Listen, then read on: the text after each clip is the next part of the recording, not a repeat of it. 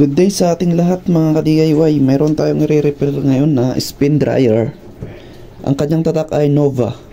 At ito nga pala ay single tab siya na tinatawag. Meron siyang 7.5 kg. Ito nga pala ay na-check na natin siya at na-find out na natin na ang sira ay yung kanyang spin motor. So meron tayong mga ginawang troubleshooting para malaman natin na yung motor talaga ang sira. Una, hindi siya umiikot, sabi ng may-ari. Tapos pag inikot mo siya, saka lang iikot, pero mabagal yung kanyang pag-ikot hanggang nung umugong na lang siya at totally hindi siya umiikot. At ayun, nung sinukat natin yung kanyang capacitor ay ano naman siya, good naman siya at meron siyang 4.5 UF na capacitance. Then trinay nating tinesting ng iba, so ganun pa rin ang resulta. At ang ibig sabihin nun, yung motor na yung may sira. Ito yung video natin ngayon, gagawin natin yung kanyang motor. Susubukan natin i-repair kasi nare-repair yung motor eh. Kaya pala nasisira yung spin motor ng ng spin dryer.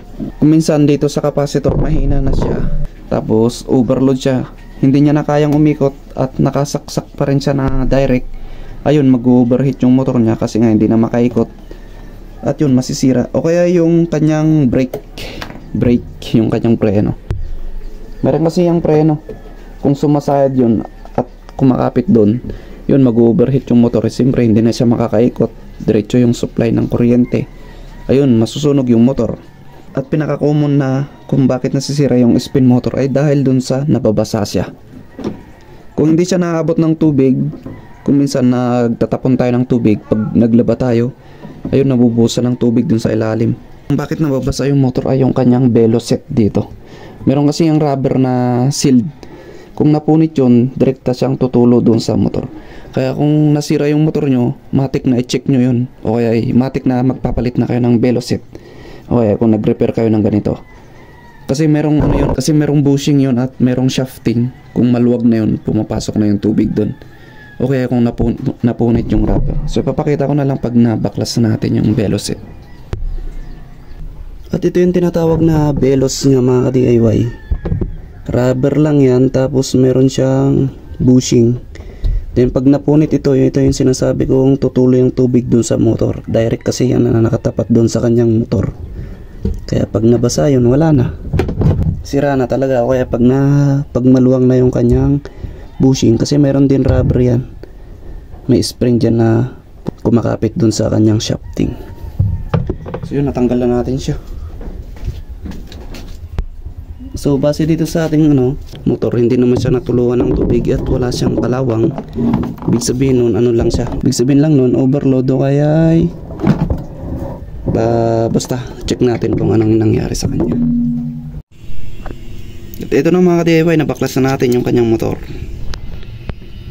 So meron siyang tatlong kulay, white, orange, and blue. Bale yung color blue ay kanyang common.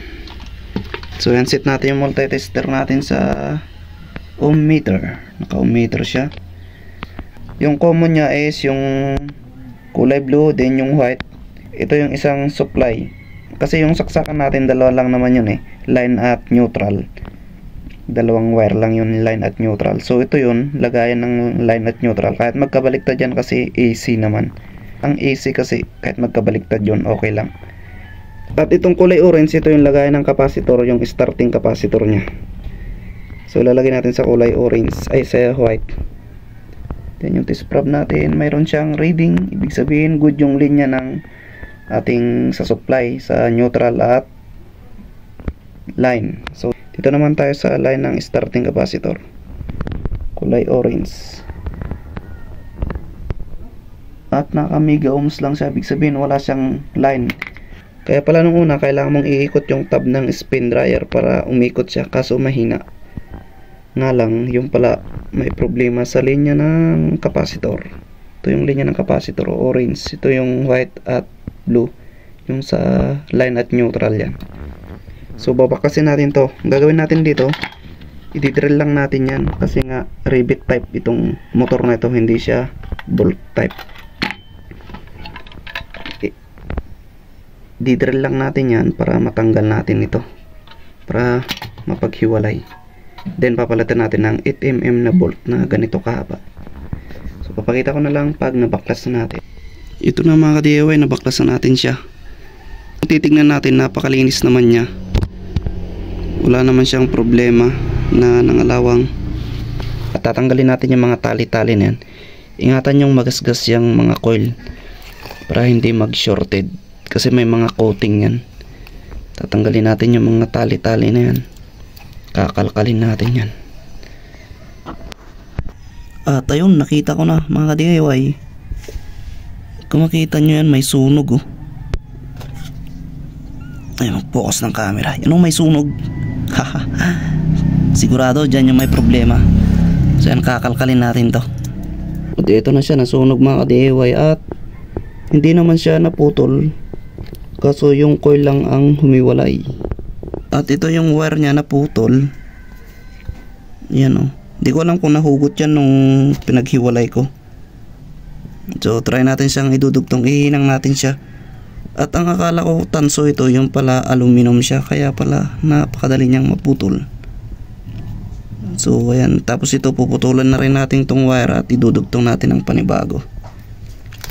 Siyempre ilalagay pa rin natin yung kanyang insulator.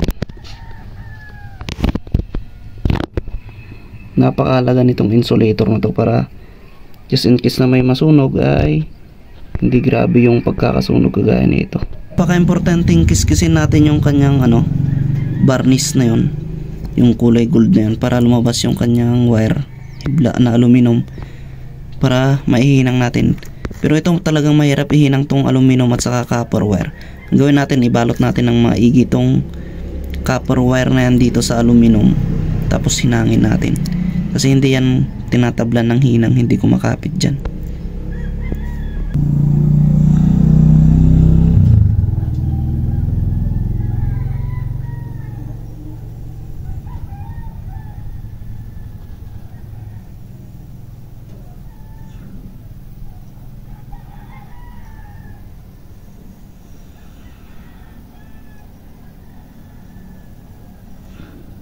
At ilalagay na natin yung kanyang insulator. Ano? Pasok.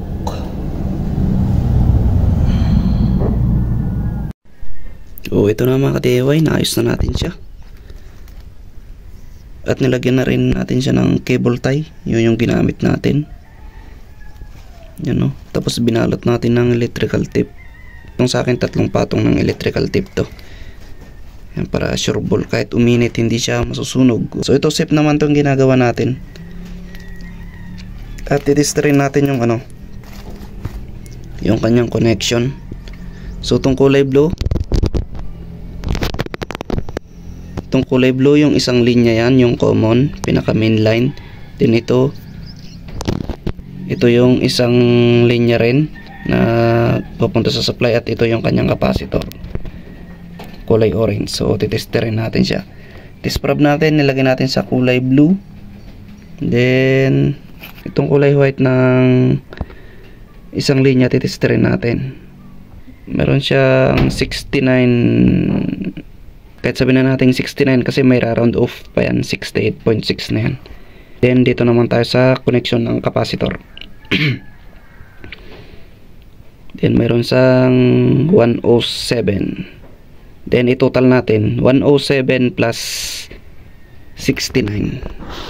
107 plus 69, mayroon siyang 176. So kailangan mayroon tayong makuha na 176 pataas. Tapos ang gagawin natin, titesterin natin tong kulay white, yung isang linya. Bali ito kasing kulay blue, ito yung pinaka common nya. Yan, pinaka common nya yan. Kung titingnan nyo dito sa diagram ng motor, yun o, yung kulay blue, yun yung pinaka common nya. Bali yung white, yung isang linya lang yan. Bali ang titesterin natin ngayon, yung itong isang linya, itong white at orange yan. Kasi natapos na natin tinester yung sa common. Bali ang titesterin na lang natin yung white at orange. Kailangan mayroon siyang 176 pataas na makukuha. Maliban na lang kung accurate yung multi-tester mo. So yan, napisto na natin yung orange at white yung tinester natin. So mayroon siyang 175 na yan, sabihin mo 175. Ibig sabihin good yung ginawa natin. May round off yan, 175. So yung 176 kanina, hindi kasi accurate tong ating multi-tester, kaya ganun. Bali yan, 175 din. Round off natin 175. So yung 176 na nakuha natin kanina saktong-saktong la dito. Okay lang yun na mas bababa ng isa o kaya ay dalawa, basta wag nang bababa pa sa 3. At yung pag-assemble nito, hindi ko na ipapakita kasi napakadali lang naman yung pag-assemble nito. Basta lalagyan nyo lang ng 8mm na bolt-in nut dito. So yun, para hindi na humaba yung ating video kasi masyado nang mahaba. Mahirap kasi mag-upload ng sobrang haba kasi nakagamit lang tayo ng data. So sana po may matutunan kayo sa video na to at makatulong sa mga gustong mag-DIY ng kanilang mga washing machine. Hindi kayo mawawala basta susundan nyo lang yung ating video.